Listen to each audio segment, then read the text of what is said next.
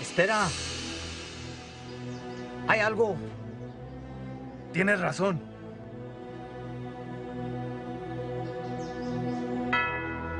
Tráeme el padre.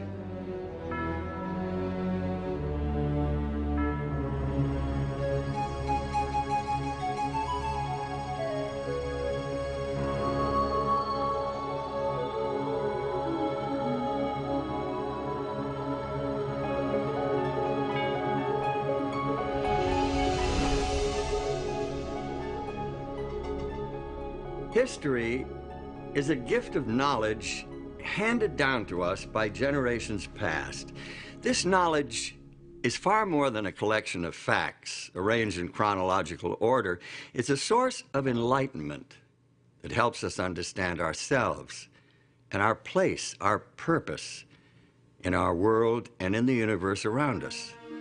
The progress of research in history, archaeology, ancient languages, and anthropology has yielded information that has been hidden for many centuries. And this provides us with important new insights into the meaning of our lives. It's natural to start a story at the beginning, but in the case of our own story, that's more easily said than done. How can we discover the origins of our own experiences? Where or when was our beginning?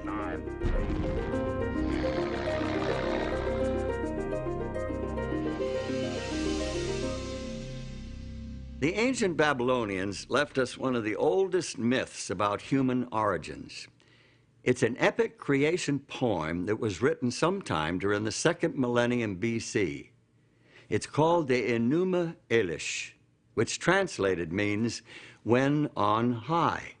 When on high the heaven had not been named, firm ground below had not been called by name, not but primordial Apsu their begetter, and Mumu Tiamat, she who bore them all, their waters commingling as a single body. According to the experts, the ancient Babylonians believed that Apsu represents sweet water and Tiamat salt water. At the beginning of creation, the two had not yet been separated.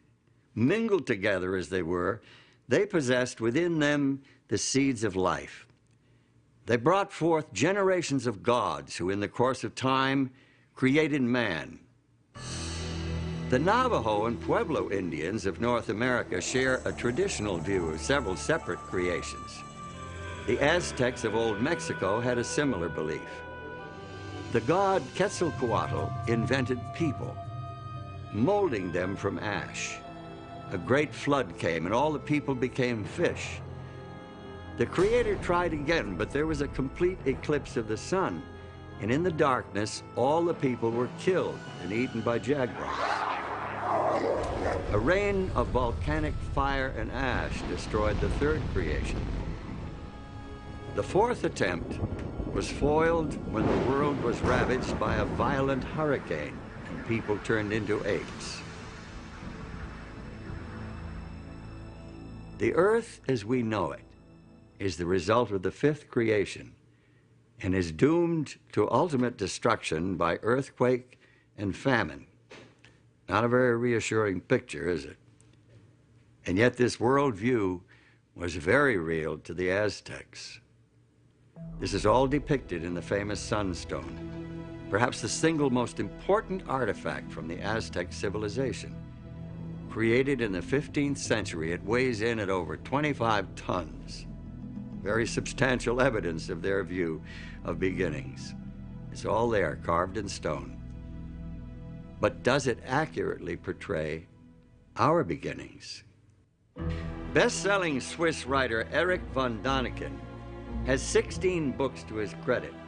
Nothing else he has written has had the phenomenal impact of his 1968 book, Chariots of the Gods, in which he proposed a novel view of human development here on Earth. Dim as yet undefinable ages ago, an unknown spaceship discovered our planet. The crew of the spaceship soon found out that the Earth had all the prerequisites for intelligent life to develop. Obviously, the man of those times was no Homo sapiens, but something rather different. The spacemen artificially fertilized some female members of this species, put them into a deep sleep, so the ancients say, and departed. Thousands of years later, the space travelers returned. They repeated their breeding experiment several times, until finally they produced a creature intelligent enough to have the rules of society imparted to it. The Bible and the Koran are the basis for the traditional Judeo-Christian and Islamic teachings about our beginnings. Both point to a creator from outside the bounds of space and time. They picture an all-powerful being who is above and beyond the natural laws that govern our physical universe. They teach that this creator God exercised his supernatural power and created everything according to his divine purpose. The Bible includes this summary reference to the creation. By the word of the Lord were the heavens made, and all the host of them by the breath of his mouth. For he spake, and it was done. He commanded, and it stood fast. The Koran, Holy Book of Islam, shares the basic biblical view of creation this way. Lo, your Lord is Allah, who created the heavens and the earth in 6 days. Then mounted he the throne. He covereth the night with the day, which is in haste to follow it, and hath made the sun, and the moon, and the stars subservient by his command. His verily is all creation and commandment. Blessed be Allah, the Lord of the worlds.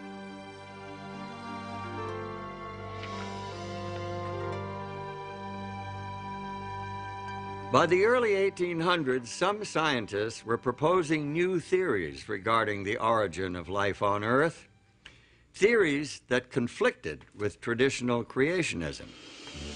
In December of 1831, the HMS Beagle set sail from England on a 5-year round-the-world voyage. Aboard this survey ship as an unpaid naturalist was 22-year-old Charles Darwin. Darwin's observations and conclusions would revolutionize the conventional view of origins. Their idea was that God had created specifically for each environment the animals and plants that fit into it. Well, if that was true, then one oceanic island ought to resemble another oceanic island. And what Darwin found was that the oceanic islands didn't look anything alike. The species that were on the oceanic islands were similar to the nearest continent, not to other oceanic islands. Darwin's most significant discoveries took place in the Galapagos Islands, more than 1,000 kilometers, about 600 miles, off the west coast of Ecuador. Darwin discovered animal species that were unique to that archipelago. He also noted distinct variations between similar animals on different islands. He came back one day having picked up a tortoise shell from the island that he had been visiting, and the fellow who lived there and was staying at the main population center said, "Oh, you've been to," and named the island he'd been to, and he was floored. He said, "How do you know where I've been?" And he says, "Because that tortoise came from the island." And he says, "How do you know that?" And he said, "Because each island has a specially shaped tortoise, and I can recognize them." And that just blew his socks off. Darwin's observations ultimately led to the development of his theory of natural selection and the publication in 1859 of his book on the origin of species. The first edition was sold out the first day, and 5 subsequent editions with revisions were to follow. Often referred to as the book that shook the world, it helped pioneer modern scientific thought about our origins. Today, science is defined at the beginning as a materialistic process. And that's a tribute to Darwinism. I mean, that's what he brought to us, was that we had escaped essentially from God. Using Darwin's theories of evolution as a starting point, scientists and philosophers have developed their own answers to questions about beginnings. Today, there are many variations on Darwin's theme. Among evolutionary scientists, the Big Bang theory has been widely accepted as a beginning point for the story of our universe as we know it. This theory suggests that all the matter that now exists in the universe is derived from a tightly compressed, incredibly hot mass of subatomic particles that exploded something like 10 or 15 billion years ago. That tremendous blast of creative energy set the universe in motion and eventually gave birth to galaxies and stars and planets, and ultimately to every form of life and matter within the universe. The way scientists today talk about this, the Big Bang really is the whole universe, and that it is really space itself which is expanding and creating new space in the course of time. If we think of ourselves in a way as kind of being able to look at the universe from some extra dimension, it perhaps would appear as the tremendous explosion starting out from a single point.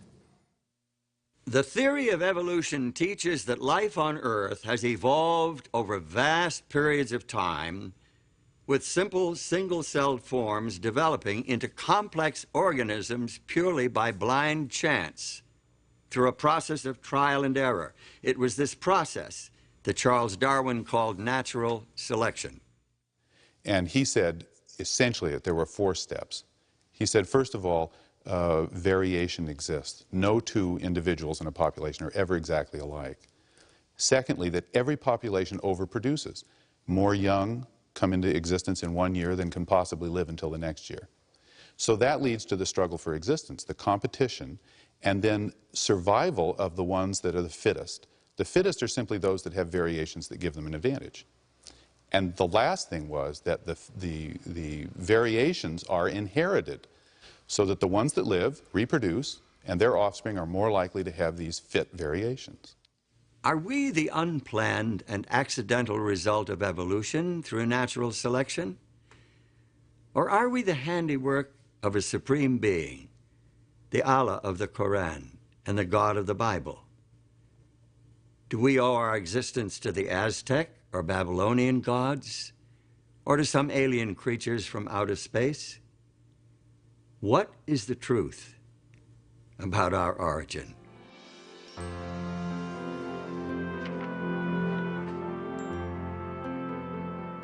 Today, the theory of evolution is presented to school children and promoted in the media as if it were proven fact. The truth of the matter is, however, the theory of evolution is just that, a theory. Its scientific foundations are actually kind of shaky. Molecular biologist and author Michael Denton gives us this insight into Charles Darwin and his theory. The popular conception of a triumphant Darwin increasingly confident after 1859 in his views of evolution is a travesty. On the contrary, by the time the last edition of The Origin was published in 1872, he had become plagued with self-doubt and frustrated by his inability to meet the many objections which had been leveled at his theory. Darwin's theory of natural selection could not be thoroughly tested in his day due to the limitations of the scientific equipment available at that time. Today's scientists are able to study the complicated systems within even the simplest single-cell organisms. Many people think of single cells as being less complex than multicellular organisms. Darwin thought so, and he thought that the first organism was a cell. Darwin can be excused for thinking so because the equipment to look inside the cell and see what was going on just didn't exist then. Now that we have it, we look inside the cell and we find enormous complexity. Amoebas move like we move. They don't have muscles, they have microfilaments. We digest our food, we do respiration, but so does the amoeba. They're much smaller than we are.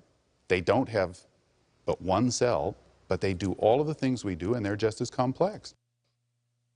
The complexity of even the simplest life forms is one of the reasons why many scientists are becoming increasingly dissatisfied with the evolutionary explanation, with its reliance upon pure, unguided chance. There's good reason for scientists to question the power of chance. Take a look at this simple demonstration. You see what I mean. Now, here are 3 blocks, numbered 1, 2, 3. There are 6 possible combinations of these 3 numbers.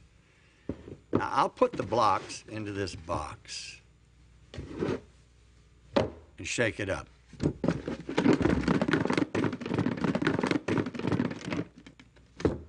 Now, if I were to take out the blocks one at a time, what are my chances of taking them out in numerical order? Well, I can expect to draw out the numbers 1, 2, and 3 in that order on an average of once in every 6 attempts.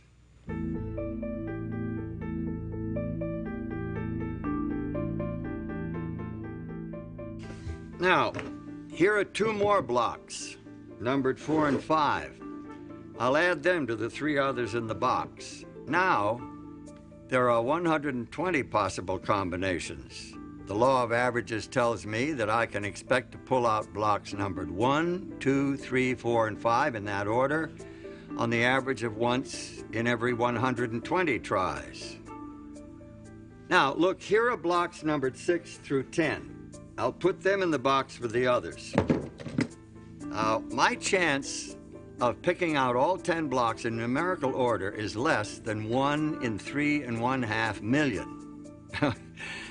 Well, let me put that in perspective. If I put myself on a schedule and worked at this game day and night, pulling out all 10 blocks one at a time every 15 seconds, I could expect to win this game on the average of about once every 18 months. What if I doubled my quantity of sequentially numbered blocks to 20? How long should I expect to work at this game to get all 20 out of the box in order? Now, let's suppose that I could play at blinding speed and get all 20 blocks out in just 1 second, then do it again the next second and every second thereafter. Now, the law of averages says that I can expect to get the 20 blocks out of the box in order at the rate of once every 77 billion years. This little numbers game is nothing compared to the intricate complexity of even the simplest bits of matter. Physiologist and author Pierre Lecontenue, in his book Human Destiny, estimated the chance of forming a 2,000 atom protein molecule as something like 1 in 10 to the 321st power. There's really no good way to express that number. It's incomprehensible. Find yourself a large sheet of paper. Write 10 followed by 320 zeros. Now listen to what Lecontenue says. Events which need an infinitely longer time than the estimated duration of the Earth in order to have one chance on the average to manifest themselves can, it would seem, be considered as impossible in the human sense. This chunk of coal is about 70% carbon by volume. Carbon is essential to all organic life, and it's the 4th most common element in the universe. Yet this very ordinary element is extremely complex. In order for it to be produced naturally, 3 helium nuclei must combine to form a single carbon nucleus. But we have found that the conditions needed for that to happen are really very precise. In other words, that if the balance of forces in the atomic nucleus were very slightly different, that reaction would not be able to take place in order to form enough carbon to be of any significance. Men who discovered this, the way in which this reaction takes place to form carbon, and who found the conditions that were necessary for it to take place was Fred Hoyle, who is one of the great astrophysicists and cosmologists of this century. Hoyle was very skeptical about religion. At the time, at least, he was an atheist. Some supercalculating intellect must have designed the properties of the carbon atom. Otherwise, the chance of my finding such an atom through the blind forces of nature would be utterly minuscule. A common-sense interpretation of the facts suggests that a superintellect has monkeyed with physics as well as with chemistry and biology. The numbers one calculates from the facts seem to me so overwhelming as to put this conclusion almost beyond question. It seems that evolution through a long series of random unguided mutations is a practical impossibility. This fact casts a cloud of doubt over the entire evolutionary scenario. Scientists are now looking for shortcuts, miraculous jumps out of the realm of chance. Many are frankly awed by their discoveries, finding more and more clear evidence of intelligent design in nature.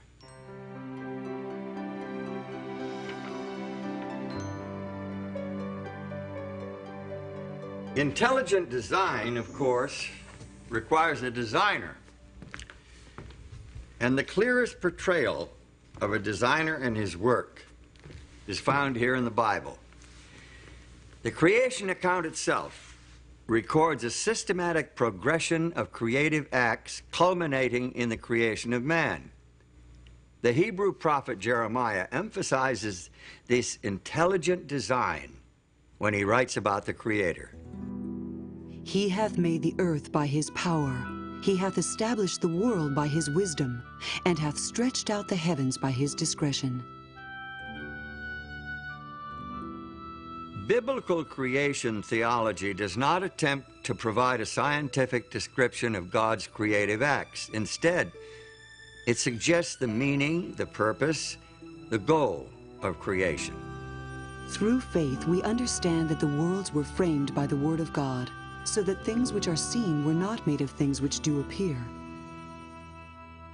I think the most important thing about this verse, as far as our understanding of creation is concerned, is that seeing the universe as creation is a matter of faith rather than of scientific knowledge.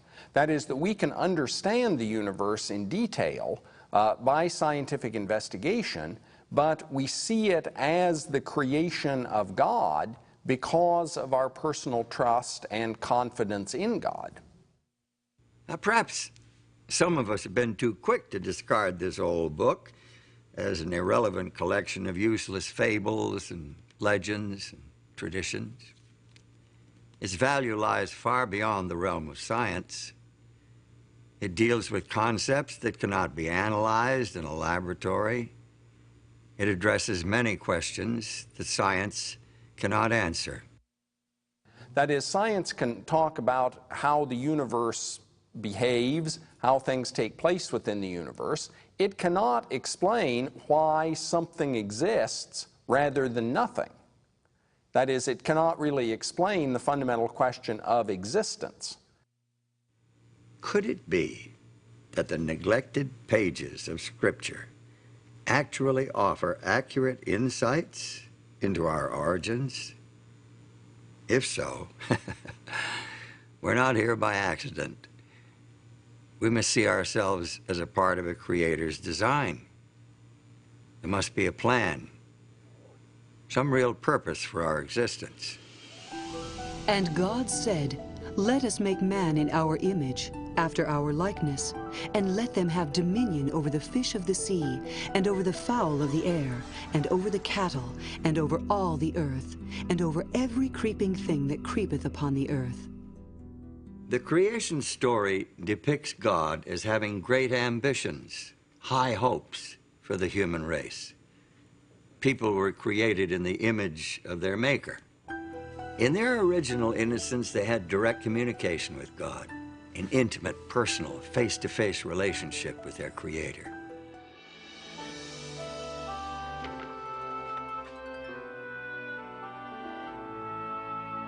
After the creation of human beings, the Bible reports that God marked the end of creation with a day of rest, thus establishing the weekly cycle for human life.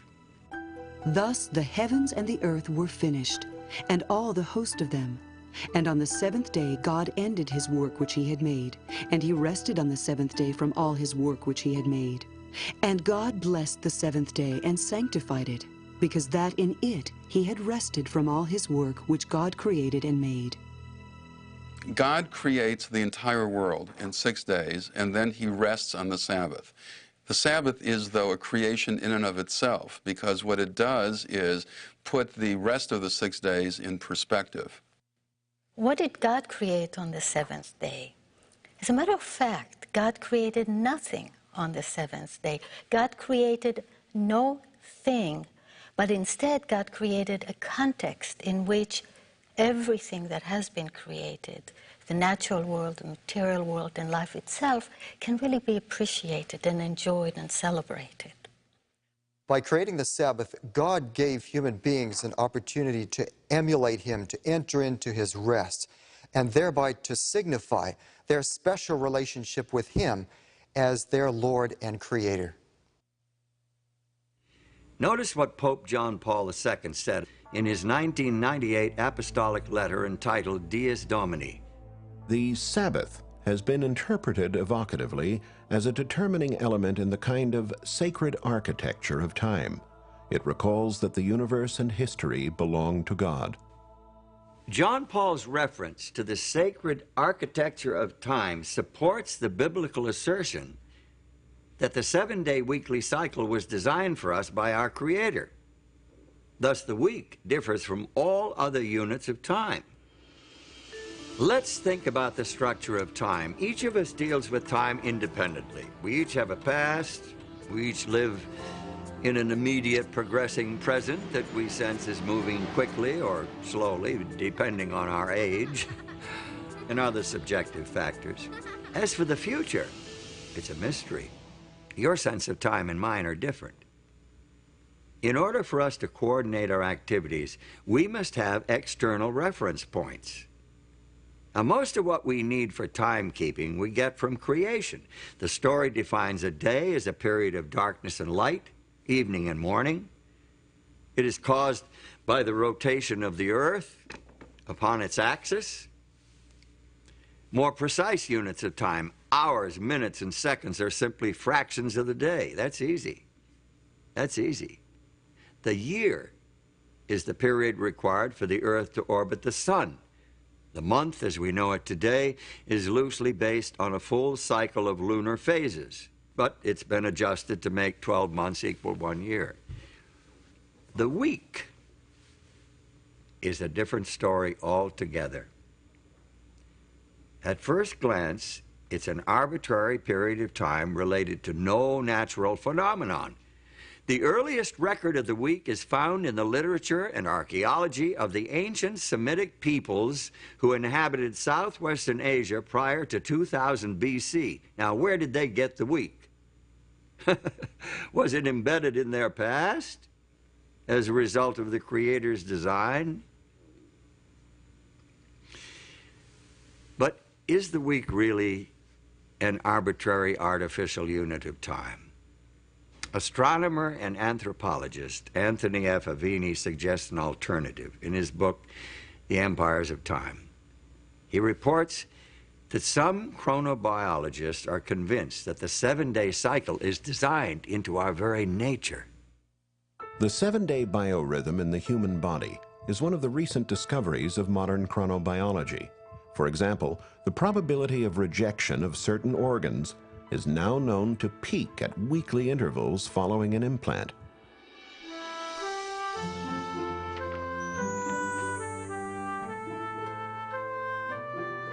The widespread acceptance of the 7-day week over thousands of years of history is additional evidence supporting the divine origin of the weekly cycle. But if the week of Genesis has survived the thousands of years since the original creation week, why has recognition of the Creator not been preserved just as successfully? Well, the book of Genesis provides the answer as to the downfall of human family. In fact, if you read Genesis 6:5, you'll see that the Bible says the thoughts of humanity were evil continually. So God decided to clean the world up, sent a flood. And the flood was 40 days upon the earth. And the waters increased and bare up the ark, and it was lifted up above the earth. And the waters prevailed exceedingly upon the earth, and all the high hills that were under the whole heaven were covered. In spite of this dramatic demonstration of God's power and his displeasure with people not following his way, mankind soon forgot again, and they started to build idols to themselves instead of worshiping God. And the whole idea of the weekly cycle, which showed 6 days of work and a Sabbath was forgotten, and what mankind did was incorporate the weekly cycle into astrological tables instead of remembering the God of creation. About 2,000 years before Christ, there lived in the Chaldean city of Ur a man who is claimed by all three of the world's great monotheistic religions, Judaism, Christianity, and Islam, as one of their primary founders. In the biblical account, Abram, later renamed Abraham, is a key player in God's plan to win back the hearts of the human family and revive a knowledge of the Creator. Abraham's religion stood out in sharp contrast to the petty idolatry and trivial superstition of his neighbors. He worshiped the Creator, the transcendent, the invisible God, whose wisdom and power was demonstrated by the very existence of the world itself. He had a religion of faith, not sight. He had a direct relationship with his Maker. According to the Old Testament report, the Creator God revealed the principles of his relationship with the human race in 10 commandments engraved on stone tablets. These commandments were entrusted to Abraham's descendants, the Israelites, as a blessing to share with all nations of the world. Remember the Sabbath day to keep it holy. 6 days shalt thou labor and do all thy work, but the 7th day is the Sabbath of the Lord thy God. In it thou shalt not do any work, thou, nor thy son, nor thy daughter, thy manservant, nor thy maidservant, nor thy cattle, nor thy stranger that is within thy gates. For in 6 days the Lord made heaven and earth, the sea, and all that in them is, and rested the 7th day. Wherefore the Lord blessed the Sabbath day and hallowed it. This is by far the longest of the 10 Commandments. It's unique in that it includes the divine credentials, declaring the identity of the lawgiver and establishing his authority as creator to command the worship of his creatures. The commandment to observe the Sabbath shows the intimate relationship between God and creation. It shows that God not only creates, not only works to bring everything that is into being, the physical world, the natural world, and all that lives in it, but it also shows that God maintains intimate relationship with creation and steps back to withhold and to take in, as it were, everything that has been created, and celebrates and cherishes that which has been created. The Sabbath reveals God's compassion for his creatures. In Exodus 23, verse 12, there's a law regarding the Sabbath, and it says, 6 days you shall do your work, but on the 7th day you shall rest, that your ox and your ass may have rest, and the son of your bondmaid and the alien may be refreshed. So the Sabbath is a gift for God's creatures, not only human beings here, but it's also the ox and the ass, so that they can have rest from their labor that they do during the rest of the week. In the 5th book of the Bible, Deuteronomy, we find the 10 Commandments repeated. This time, the meaning of the Sabbath is enriched by linkage to the deliverance of the nation of Israel from slavery in Egypt. Keep the Sabbath day to sanctify it, as the Lord thy God hath commanded thee. And remember that thou wast a servant in the land of Egypt, and that the Lord thy God brought thee out thence through a mighty hand and by a stretched out arm. Therefore the Lord thy God commanded thee to keep the Sabbath day. We participate in God's redemption, just as the nation of Israel participated in God's redemption, because God has liberated us from something. Now, he liberated the ancient Israelites from Egypt, from Pharaoh, this oppressor. What God does is to liberate us as individuals from the oppressive power of Satan and from the sin that destroys us. Individuals today are in great need of finding a sanctuary in time, which is what the Sabbath is. We are overburdened and driven by the material world and by our own creativity of material things. And the Sabbath becomes the liberation from things, becomes the liberation from slavery to objects, to technology, to economics, to all the things that make us work frantically towards producing more and more.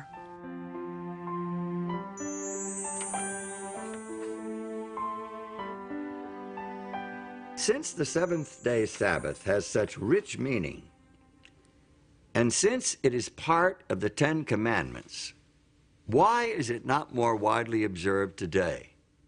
Good question, especially in view of the widespread recognition that this commandment, along with the rest of the 10, applies not only to the people of Israel, but to the whole human family. As it is the law of nature that in general a due proportion of time be set apart for the worship of God, so in his word, by a positive, moral, and perpetual commandment, binding all men in all ages, he hath particularly appointed one day in 7 for a Sabbath, to be kept holy unto him. The Sabbath was binding in Eden, and it has been in force ever since. This fourth commandment begins with the word remember, showing that the Sabbath already existed when God wrote this law on the tables of stone at Sinai. How can men claim that this one commandment has been done away with, when they will admit that the other 9 are still binding? The Sabbath was made for man, not for the Hebrews, but for all men.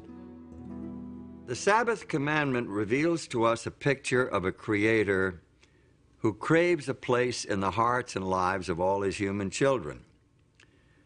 David, the great Israelite king, understood this and instructed his people to spread their knowledge of the Creator God to the rest of the world.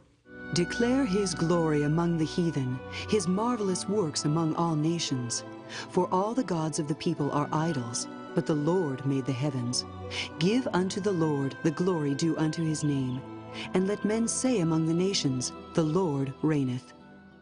The Bible makes it clear that the Creator's desire was to attract the whole human family to true religion, true worship, so that all could share in the good things he intended to do for Israel. Also the sons of the stranger that join themselves to the Lord, to serve him, and to love the name of the Lord, to be his servants. Every one that keepeth the Sabbath from polluting it, and taketh hold of my covenant, even them will I bring to my holy mountain, and make them joyful in my house of prayer. Their burnt offerings and their sacrifices shall be accepted upon mine altar, for mine house shall be called an house of prayer for all people. It's not hard to imagine the power of the Sabbath to restore and cement the relationship between the Creator God and his human children.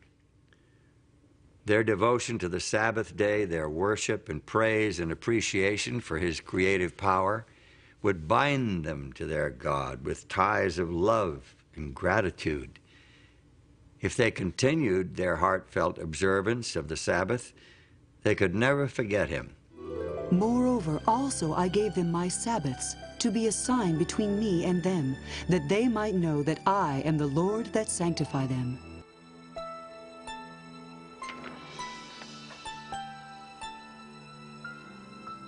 To those who honored the Sabbath of God, the day took on deep personal meaning. The day of rest and worship was an opportunity to know their Creator, who had promised to make them his own holy people. But history records that many of the Israelites didn't take advantage of this opportunity. There's evidence in the prophets, for example, Isaiah, that the Sabbath was poorly observed and neglected. Nehemiah also refers to that. The people had a problem with this. The reason would be really quite simple. The people lost sight of the lordship of God. But the house of Israel rebelled against me in the wilderness. They walked not in my statutes, and they despised my judgments. And my Sabbaths they greatly polluted.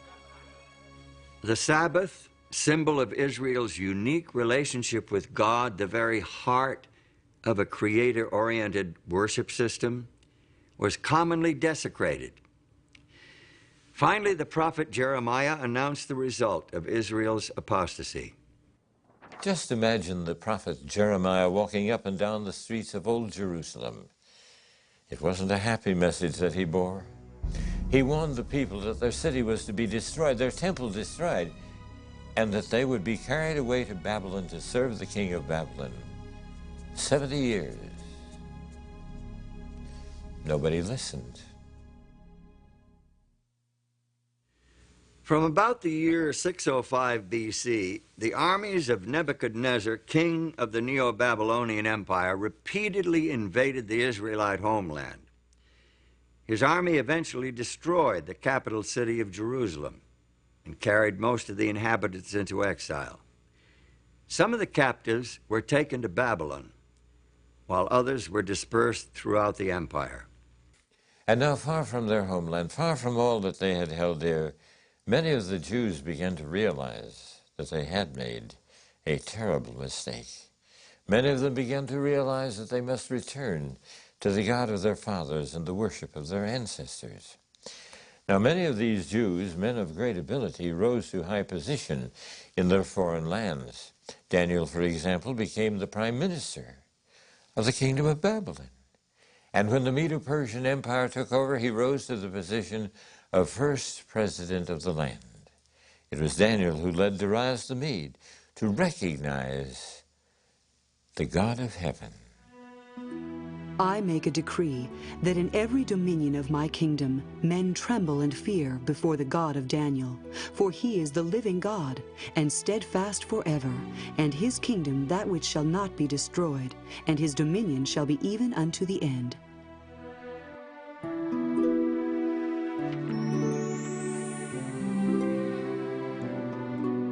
There is evidence to suggest that the religion of the exiled nation became so well known that it influenced the philosophical and religious movements of the following century. Buddha, Zoroaster, Confucius, and Pythagoras all seem to have adopted elements of the Hebrew religion. For example, although there are no holy days in Buddhism today, evidently Sabbath, or Upasatha, was a part of that religion early on. The Blessed One established the rule for observance of a Sabbath, and he suggested that at the seventh-day meeting, any monk whose conscience troubled him should confess his offense before the assembly of brothers. Arthur Lloyd, in his book, The Creed of Half Japan, states that the order of monks kept their Sabbath days for many centuries. Even Confucius may well have been reporting about the seventh-day Sabbath in this passage from one of his classical works. The ancient kings on this culminating day closed their gates. The merchants did not travel, and the princes did not inspect their domains.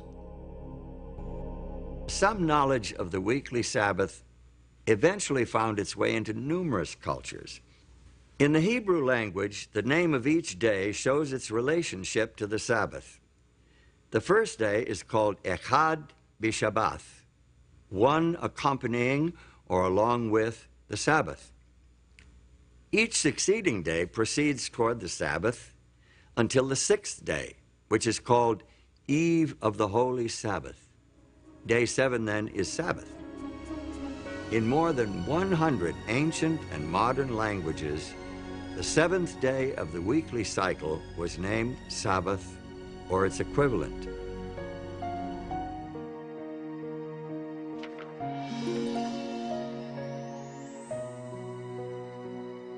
So, it seems that in their exile, at least some of the Jews succeeded where their nation had failed during times of peace and prosperity. They spread the knowledge of God and His law among other nations. But what would happen when these captives returned to their homeland? Would they maintain the worship of the true God, or would they revert to the practices of previous generations?